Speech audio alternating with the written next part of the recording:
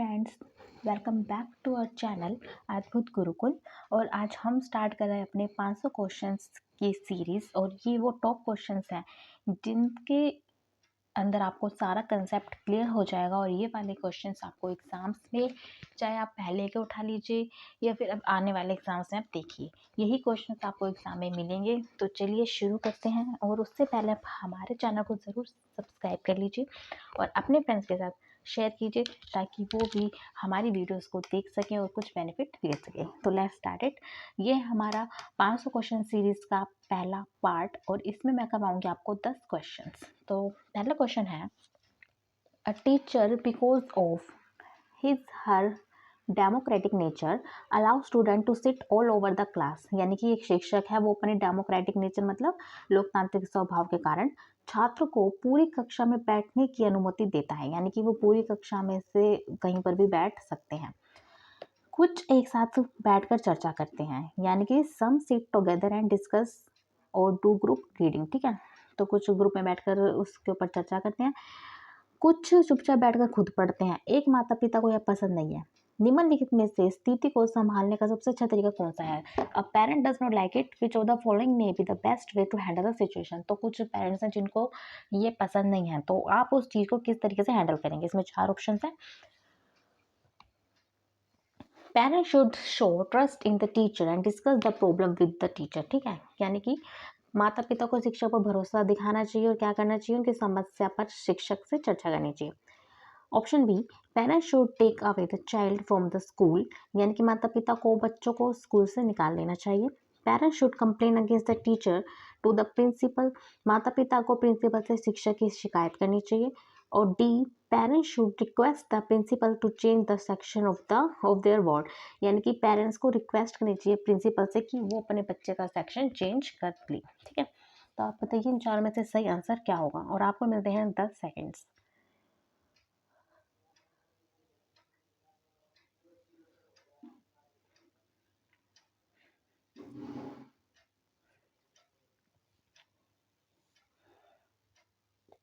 तो इसका सही जवाब क्या आना चाहिए? इसका सही जवाब होगा ऑप्शन नंबर ए।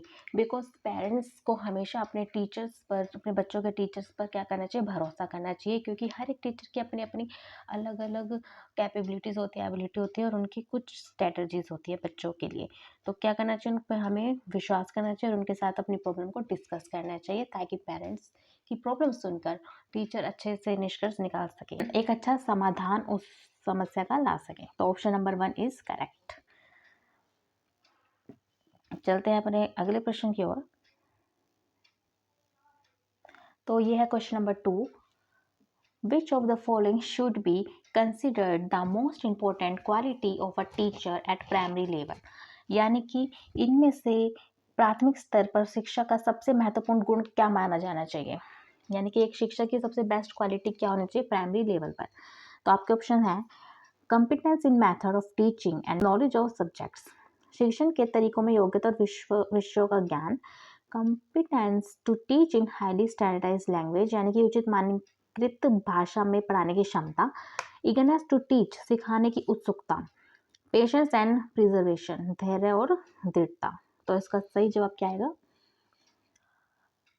तो इसका सही जवाब है ऑप्शन नंबर डी। एक जो टीचर का सबसे अच्छा गुण क्या होता है? वही कि वो एक धैर्य बनाए रखे और अपने दृढ़ता रखे, यानी कि पेशेंस होना चाहिए उसमें और प्रिजर्वेशन होना चाहिए। ठीक है, तो option number D is correct.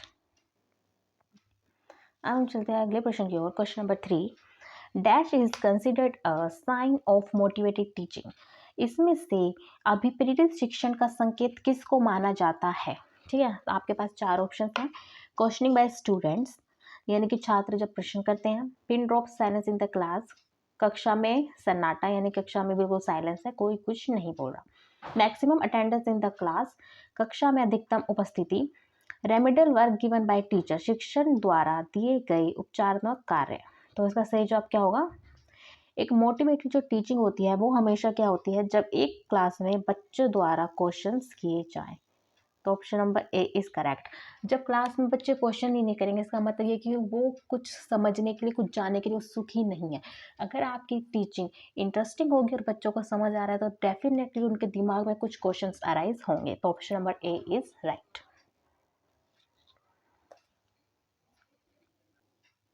At lower classes, play way method of teaching is based on, छोटी कक्षाओं में शिक्षण की प्ले विधि, जो प्ले विधि है वो किस पर आधारित है? Psychological principle of development and growth, sociological principle of teaching, theory of physical education programmes, principles of method of teaching.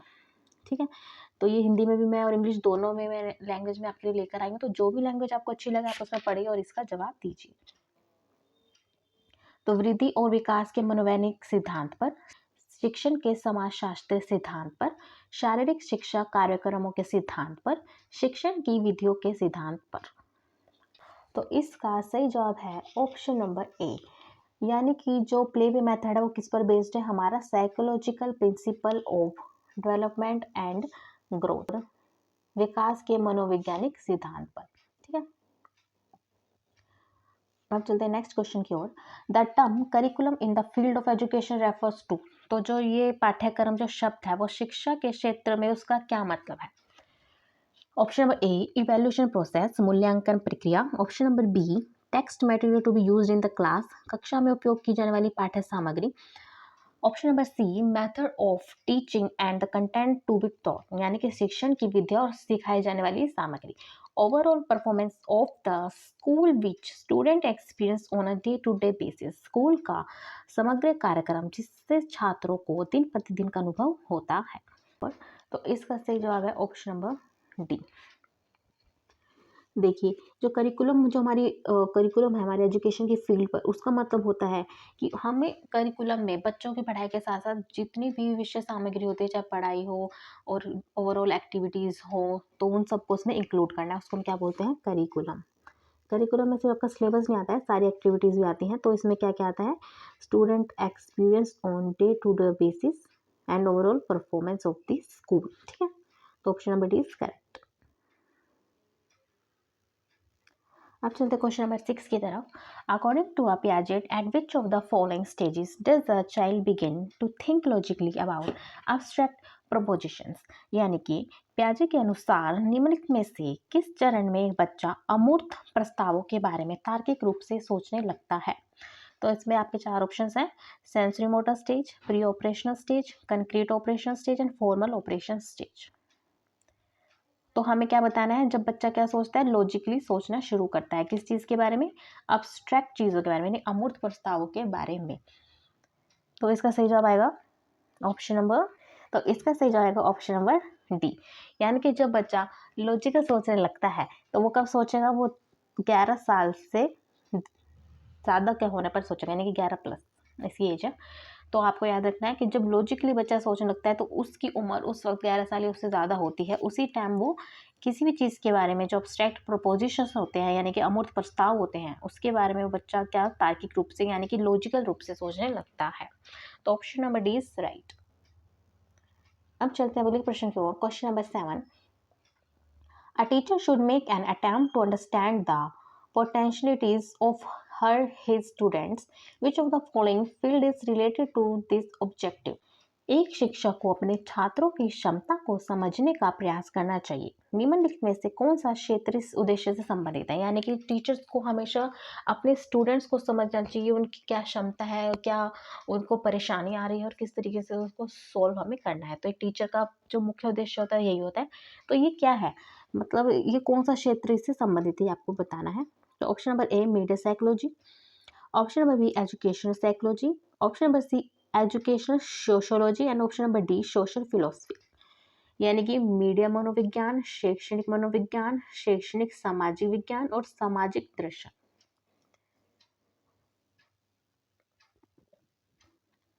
तो इसका सही जवाब आएगा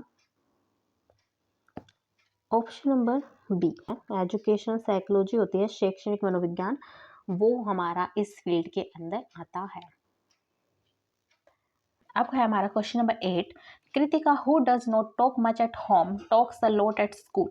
यानी कि एक लड़की है कृतिका जो अपने घर पर तो बिल्कुल बात नहीं करती है, ज़्यादा बात नहीं करती, लेकिन स्कूल में वो बहुत बातें करती हैं। तो इससे क्या पता चलता है? Option number A she does not like her home at all, her thoughts get acknowledged at school, the school provides opportunity to children to talk a lot, teachers demand that children should talk a lot at school। तो इसका सही जवाब क्या आएगा? Option number C. यानी कि school क्या करता है? प्रोवाइड करता है opportunities to children to talk a lot. School बच्चों को बहुत सारी बातें करने का अवसर प्रदान करता है। तो आपने काफ़ी सारे बच्चे ऐसे देखे होंगे जो स्कूल में काफ़ी अच्छे से अपने फ्रेंड के साथ घुल मिलते हैं, टीचर से बात करते हैं, लेकिन घर में काफ़ी शांत रहते हैं। वो इसलिए क्योंकि स्कूल क्या करता है? अपॉर्चुनिटीज प्रोवाइड करता है। अब चलते हैं अगले प्रश्न की ओर। Children actively construct their understanding of the world is a statement attribute to. यानी कि बच्चे दुनिया को लेकर अपनी समझ को सक्रिय रूप से निर्मित करते हैं। और ये वाले क्वेश्चन काफ़ी बार आपके एग्जाम्स में पूछा गया है, चाहे सी टेट हो, यूपी टेट हो या सुपर टेट। हमेशा इस तरह के क्वेश्चन पूछे जाते हैं। और मैं अपनी जितनी भी ये सीरीज़ लेकर आऊँगी उनके पार्ट्स में मैं आपको यही सब क्वेश्चंस कराऊंगी और आपका कंसेप्ट पूरी तरीके से क्लियर हो जाएगा। तो देखिए, ये जो हमारा बोला था, ये बोला था हमारा प्याजे ने। ठीक है, उन्होंने बोला था कि जो बच्चे हैं वो अपनी समझ को क्या करते हैं? दुनिया को लेकर अपनी समझ को सक्रिय रूप से निर्मित करते हैं। यानी कि children actively construct their understanding of the world. ठीक। In which of the following stage do children become active member of their peer group. निम्नलिखित में से किस चरण में बच्चे अपने सहकर्मी समूह के सक्रिय सदस्य बन जाते हैं? यानी कि वो एक्टिव ग्रुप बन जाते हैं, जो उनका ग्रुप होता है उसमें। तो ये किस स्टेज में आता है? ये आता है हमारा किशोरावस्था में। यानी कि जब बच्चे किशोरावस्था में पहुंच जाते हैं, एडोलेसेंस उनकी स्टेज स्टार्ट हो जाती है, तो वो एक्टिव मेंबर बन जाते हैं अपने ग्रुप के। आई होप आपको ये सारे क्वेश्चंस बहुत अच्छे लगे होंगे। और ये क्वेश्चन काफ़ी ज़्यादा कंसेप्ट से ही लेके बने हैं और इन क्वेश्चंस को करने पे आपका काफ़ी कंसेप्ट क्लियर हो जाएगा। तो मिलते हैं हमारी नेक्स्ट वीडियो में, तब तक के लिए पढ़िए और इन क्वेश्चंस की पीडीएफ मैं अपने ग्रुप में दे दूँगी और अच्छे से रिवाइज कर पाएँ। Thank you so much for watching.